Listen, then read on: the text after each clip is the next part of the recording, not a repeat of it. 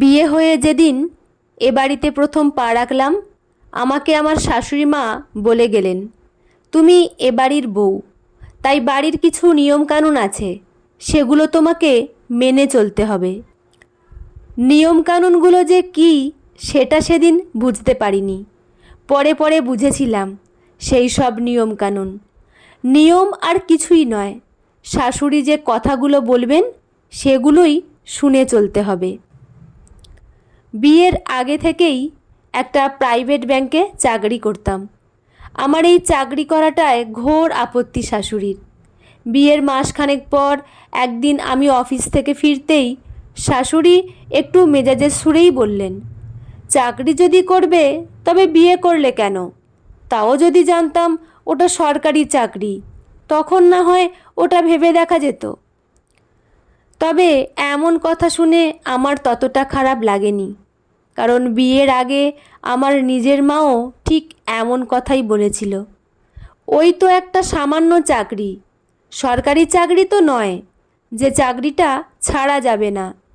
ভালো সরকারি চাকরি করা ছেলের সাথে বিয়ে হচ্ছে তোর, কি দরকার আর চাকরি করার? ওই রকম একটা চাকরি পরেও পাওয়া যেতে পারে। তাছাড়া এখনকার দিনে একটা ভালো ছেলে পাওয়া খুব মুশকিল, চেনা জানার মধ্যে, তারপর কোনো রকম নেশা টেশা নেই।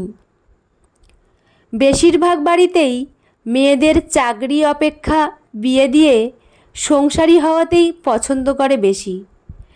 কারোর সাপোর্ট পেলাম না, শেষ পর্যন্ত চাকরিটা ছেড়েই দিয়েছিলাম। আমরা বেশিরভাগ মেয়েই বাপের বাড়িতেই অর্ধেকটা হেরে আসি, আর শ্বশুরবাড়ি নিয়ে কী আর অভিযোগ করব। বিয়ের পর শাশুড়ির নিয়মকানুন মানতে গিয়ে আমি বুঝেছিলাম আমি বাড়ির বউ। বাড়ির বউ আর মেয়ের মধ্যে অনেক তফাৎ। বউ মানেই সেবাময়ী আর স্বার্থত্যাগী হতে হয়। বউ মানে সে কখনো আগে খেতে বসতে পারবে না। বিয়ের পর প্রথম প্রথম খুব ইচ্ছে হতো আমি আর আমার স্বামী একসঙ্গে খেতে বসবো, না সেটা হয়নি। বাড়ির নিয়ম, ছেলেরা আগে খেতে বসবে, ওদের খাওয়া শেষ হলে তারপর মেয়েরা খাবে। তবে এই নিয়মের অমিল কিছু খুঁজে পেলাম না বাপের বাড়ির সাথে। আমার মাও সবার আগে বাবাকেই খেতে দিত। মা এটাও বলতো, খাবো খাবো করে মেয়েদের এত হ্যাংলামো করতে নেই। বিয়ের পর আমি ভেবেছিলাম আমার স্বামী এ যুগের ছেলে, উচ্চশিক্ষায় শিক্ষিত, তাই তার মানসিকতা হয়তো উদার হবে। আমার স্বামীও কোনো দিন বলেনি দুজনে একসাথে খেতে বসি। উনিও নির্বিকার চিত্তে খেয়ে উঠে যেতেন। খারাপ লাগতো, কিন্তু মুখে বলতে পারতাম না, কারণ ওটা নাকি বাড়ির নিয়ম। যে নিয়মগুলো মেনে চললে খারাপ থাকতে হয় সেটাই মেনে চলতে হয়। আর বাড়ির কাজকর্ম না, কোনো দিন আমাকে হেল্প করেনি আমার স্বামী। একদিন আমার স্বামীকে বলেছিলাম, তোমার খাওয়া হয়ে গেলে এঁটো থালাটা তুলে নিয়ে যেও। শাশুড়ি আমাকে সেদিন দু চার কথা শুনিয়ে বলেছিলেন, আমার ছেলে এক গ্লাস জল নিয়ে কখনো খায় না, আর তুমি ওকে এঁটো বাসন তুলতে বলছো? মেয়েলি কাজ আমার ছেলেকে দিয়ে করাবে না কখনো। বাড়ির ছেলে মানে পায়ের ওপর পা তুলে বসে থাকবে, আর বাড়ির সব কাজ বাড়ির বউ করবে। এটাও নাকি বাড়ির নিয়ম। শরীর খারাপ বা যদি কোনো দিন অসুস্থ থাকতাম, তাহলে খাবার বা ওষুধ নিয়ে কেউ আসতো না আমার ঘরে। আমি অসুস্থ মানে আমাকেই আমার খেয়াল রাখতে হবে। ওষুধ বা খাবার নিজেকে নিয়েই খেতে হবে, আর বাড়ির কেউ অসুস্থ হলে সেটাও আমাকেই খেয়াল রাখতে হবে, কারণ আমি বাড়ির বউ। আর বাপের বাড়ি যেতে হলে আগে থেকে শাশুড়িকে বলে রাখতে হতো। অফিসে বসের কাছে যেমন ছুটি লেখাতে হয়, ঠিক তেমনই। বিয়ের পর আবার বাপের বাড়ি বেশি যেতে নেই, এমনটাই ধারণা শ্বশুর বাড়ির লোকেদের। আমার এই বাপের বাড়ি যাওয়াটা পছন্দ করতো না আমার স্বামী আর শাশুড়ি দুজনেই। বাপের বাড়ি থেকে আসার পর যদি কোনো কিছু একটা ভুল ত্রুটি হতো, আমার শাশুড়ি বলতেন, ঘন ঘন বাপের বাড়ি গেলে ওরকমই হয়, ভালো কিছু তো কোনো দিনই শিখে আসলে না। কিছু ভুল হলেই দোষ গিয়ে পড়ে বাবা মায়ের ওপর। বাবা মা নাকি কিছুই শেখাতে পারেনি। আজ 15 বছর হলো আমার বিয়ে হয়েছে। বিয়ে করে আমি এখন সংসারী মানুষ। বাড়িতে আমরা 6 জন সদস্য, শ্বশুর শাশুড়ি, আমার স্বামী আর আমার ছেলে মেয়ে। ছেলে বড়, ছেলের থেকে মেয়ে 3 বছরের ছোট। বিয়ের প্রথম 6 বছর আমি সব কিছু মেনে নিলেও তারপর থেকে আর কিছু মানতে পারলাম না। ভাবলাম এইভাবে যদি সব কিছু মেনে নিতে থাকি তাহলে এই মেনে নেওয়াটাই একটা ট্র্যাডিশন হয়ে যায়। তাই নিজেকে বদলে নিলাম। স্যাক্রিফাইস করা মানে নিজেকে খারাপ রাখা, সব অপছন্দকে মেনে নেয়া একদম না। আশঙ্কা করলাম এভাবে চলতে থাকলে আমার খারাপ লাগাগুলো আমার ছেলে মেয়ের মধ্যে সঞ্চারিত হবে। এই বদলানোর ব্যাপারটা শুরু করলাম আমার মেয়ে হওয়ার পর থেকে। ছেলে মেয়েরা ছোট থেকেই বাড়িতে যা দেখবে তাই শিখবে। নিয়ম রীতির পরিবর্তনের দরকার আছে।